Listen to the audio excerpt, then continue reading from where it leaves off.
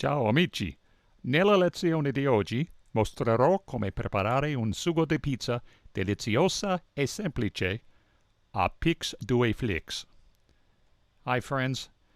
In today's lesson, I'll show you how to prepare a delicious and simple pizza sauce on Pix to Flix.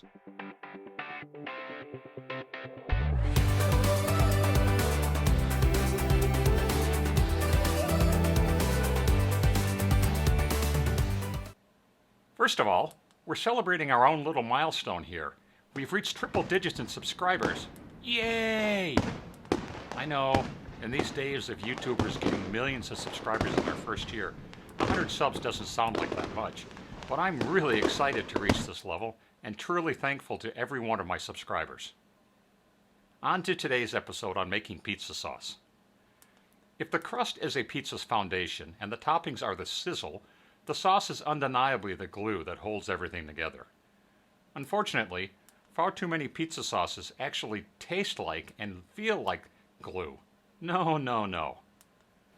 One thing I learned while residing in Italy is Italians treat their food much differently than Americans do. Authentic Italian food has a lot more subtlety and nuance than Italian-American food does. Less pasta sauce, so the pasta can star in its own meal. Italian chefs are deservedly proud of their pasta and would never drown it in buckets full of sauce or smother it in too much meat or cheese. In making authentic pizza classica, you'll find fewer toppings on a pizza so that each one can shine on its own, more emphasis on the texture and taste of the crust, and very limited ingredients. I've even heard that Italian pizzaioli only employ 5 toppings on a pizza, and that includes the cheese and sauce. So with that in mind, let's handcraft a basic yet very flavorful pizza sauce to allow us to hear the voices of each ingredient in the chorus of our pizzas, singing in perfect harmony. So how are we going to put together our pizza sauce? Well, first thing we need to do is decide how we're going to take care of the tomatoes.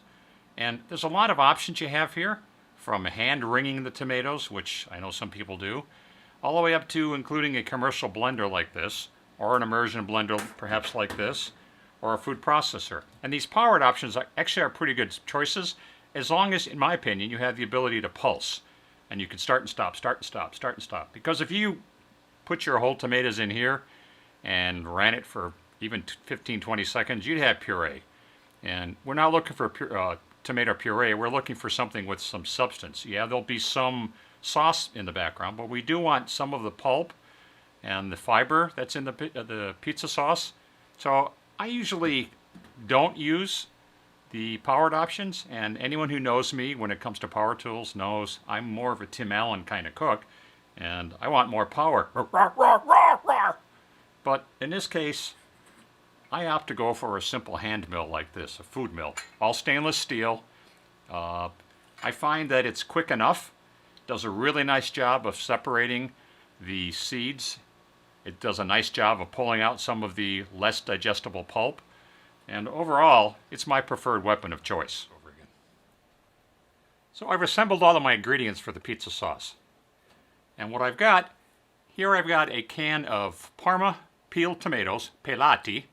And I think I've gone into detail about why I like these better than the San Marzano. But like I also mentioned, if you choose San Marzano, that's a good choice also. I've got a tablespoon of olive oil, a teaspoon of sea salt, extra or fine sea salt, 1 clove of garlic. That's a little bit much. Sometimes I go with as little as a half a clove, and a single leaf of basil. And that's it. That's all that's involved in this sauce. So first thing I'm going to do is I'm going to open this.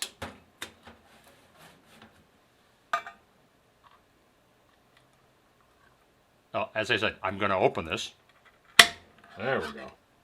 Now it's cooperating. I will try not to slice my hand open. And let me get this out here. One of the things I want to mention about this mill that I discovered the hard way, let me get this thing open, is that it has on one side, it has a blade, and on the other side there is no blade. And at first I didn't even notice that. But as you'll see, when you put it in here, the blade, let me put it up close up here, the blade that rotates around comes in contact with this blade, and that's what does most of the tomato squishing. I like using that word. And normally you wouldn't think twice about that, but if you put this on the wrong side, the blade's facing you, and you will get kind of tomatoed. So I put it facing the other direction, and you might be able to see that from the overhead camera. Let's reassemble it. There we go. There we go. So in this case here, and you may not be able to see it, the actual blade, the vertical blade, is facing outward. So, all right. So first thing we're going to do is we're going to pull out our cucchiaio, and I believe in using the tomatoes first, and I'll explain why that is as we go forward. But let's just put these in there. These are golden. These are genuinely delicious. I have usually all I can do to not sample even the unsweet or the straight sauce right out of the can. All right.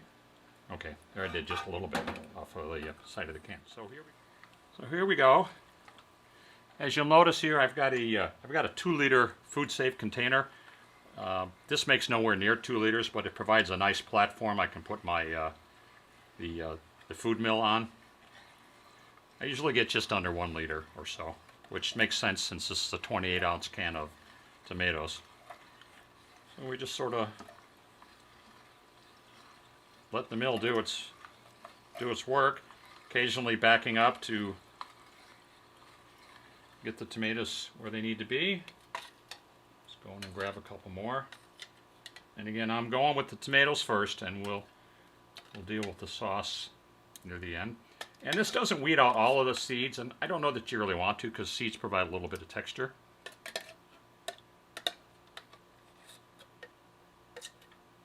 All right, there's that. And we're back in. Haven't had any squirting tomatoes yet. There's none that I've seen, which is fine. But you can see it getting a nice little accumulation of delicious sauce below. Now, if I were using a power tool at this stage, I'd have to be very careful about not obliterating these poor little tomatoes. Cute little guys. Sometimes the tomatoes get squashed below the blade, sometimes they get squashed above the blade.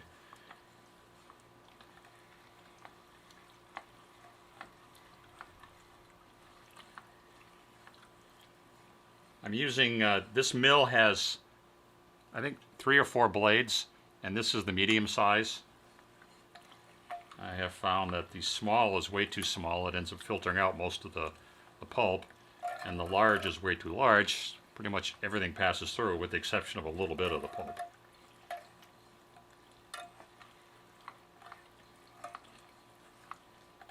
Alright, I've got one more tomato in here.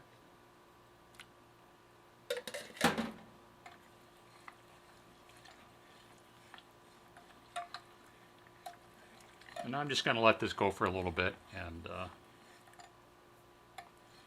it's a warm day, and the studio lights, these are LED lights, but still don't do much to cool things off.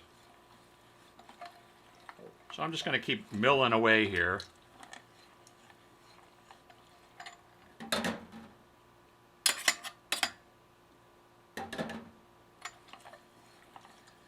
I've actually seen some people use an immersion blender directly in the can itself, and that's kind of a neat idea. They just add the ingredients, vroom, vroom, vroom, and go right in a can. I've never tried that. Certainly would reduce the number of dirty dishes that I have to clean up.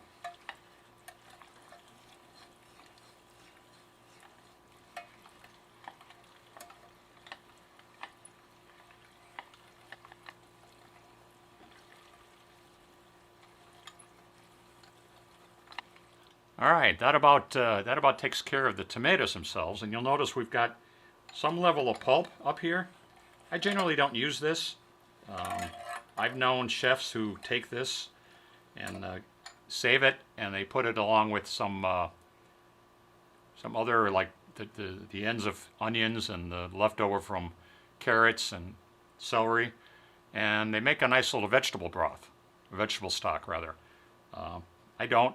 Uh, I'm not that big of a cook. I like to cook, but in our family, my wife is the cook, and I tend to be the baker. So bakers make pizzas, and if my wife ever wanted me to start saving this stuff, I absolutely would. All right, so now what I'm going to do, I'm going to take the sauce that remains in here. I'm going to kind of dump it around the peripheral, the edge here, and let that help me drain some of the what's left here.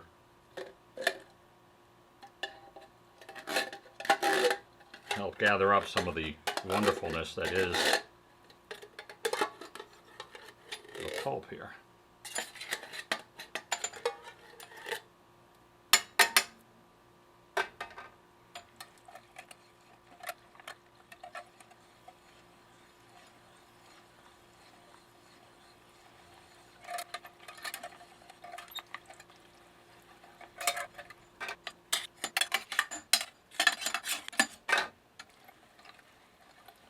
All right, I think that's about it. I don't know that I'm going to get a heck of a lot more out of this. And so what I'm going to do now is I'm going to tilt this up. And you'll see there's quite a bit of stuff on the bottom here. Stuff, that's a culinary term, stuff. And that's golden. You want to scrape all that into your sauce. So that's a lot of the good stuff. It's really small chunks.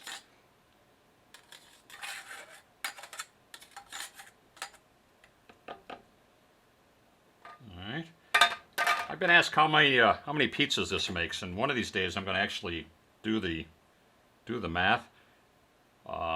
This will go in the refrigerator for at least a day to age.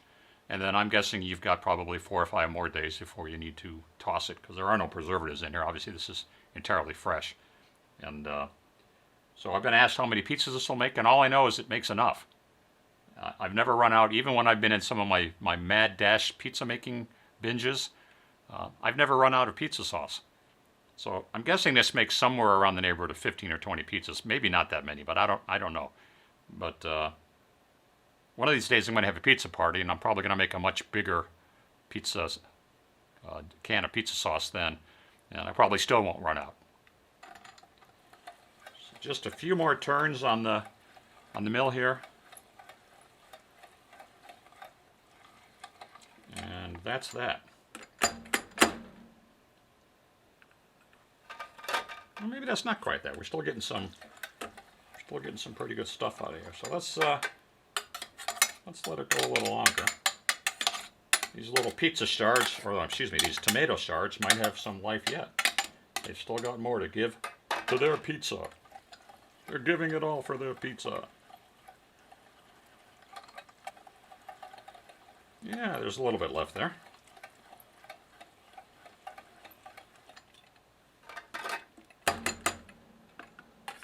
Oh, absolutely. I gave up a little too early. Lesson learned. Don't give up too early.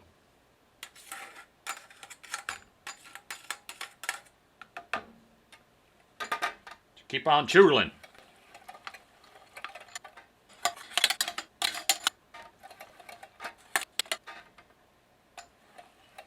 Like my spoon rest?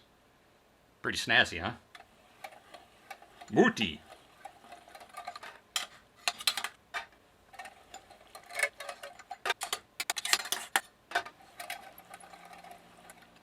Okay, now that is it. I'm going to scrape off the bottom part of this.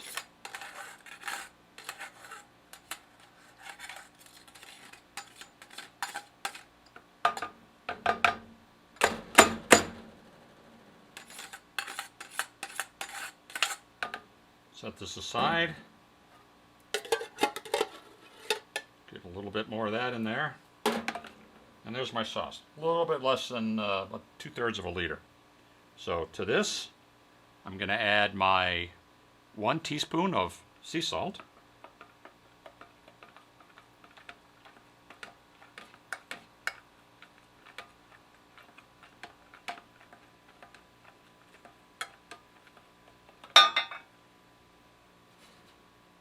1 tablespoon of extra virgin olive oil. And by the way, when you add this olive oil, it's great. It's a nice flavor to it, little texture. But you need to remember, and I will remind you this when we get to the assembly section, when you pull your sauce out of the refrigerator, you need to stir it up because the oil will separate. All right. 1 bay leaf, crush it a little bit to free up some of those aromatics. And like I do with most things, I just sort of tear it up a little bit and scatter it about. Boy, that smells good.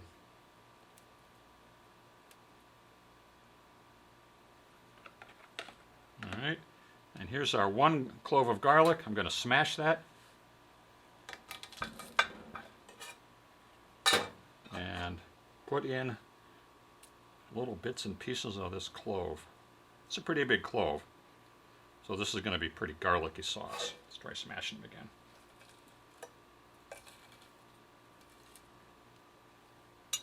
There we go. And what I'll do with this is I will take this from this container, put it in something more appropriate size, probably a 1 quart food safe container, put it in the fridge. You can also freeze this. What I would do is I'd let it go the day, let it age the day, and then take it out of the freezer and use it.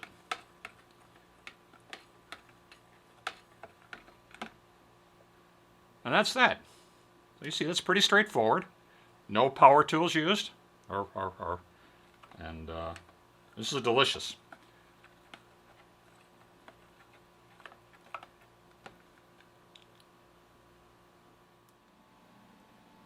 Wasn't that easy? Believe me, don't be fooled by the simplicity and minimal ingredients in this sauce, or how easy it is to assemble. The pizza sauce has a delicate balance of sweet and savory with just a hint of acidity that complements and promotes the crust and toppings perfectly. In the next episode of our special 3-part series on crafting homemade pizza, we'll put it all together and assemble and bake our pizzas.